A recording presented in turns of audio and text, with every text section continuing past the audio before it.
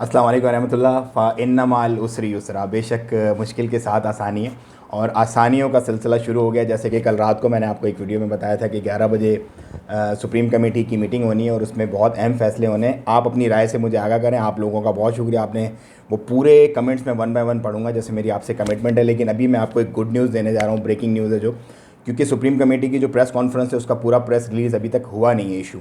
तो वो जैसे ही इशू होगा मैं आपको इंशाल्लाह पूरी एक डिटेल बताऊंगा। लेकिन अभी तक की जो गुड न्यूज़ है, क्योंकि आप लोगों के बहुत सारे कमेंट्स और मैसेजेस और आ रहे थे कि क्या हुआ क्या हुआ, 11 बजे से हम लोग वेट कर रहे हैं। तो मैंने सोचा जैसे जैसे अपडेट्स आती रहती हैं वैसे वैसे मैं आपको अपडेट करता रहूँ। तो आप सब्सक्राइब कर लें मेरा चैनल, क्लिक कर दें बेल आइकन, आपको सारी अपडेट्स जैसे जैसे आती रहेंगी सबसे पहले सबसे तेज़ इंशाल्लाह अज़्ज़ा वजल मिलती रहेंगी। तो अभी तक की अपडेट ये है कि मथुरा का जो डिस्ट्रिक्ट है उसके कुछ पार्ट्स का जो आइसोलेशन है वो हटा दिया जाएगा, मतलब लॉकडाउन जो लिफ्ट किया जाएगा।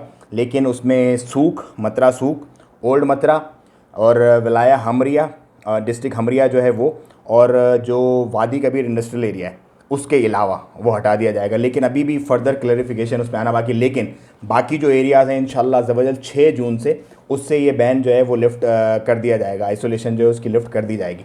अभी बहुत ज़्यादा चीज़ें आने वाली हैं।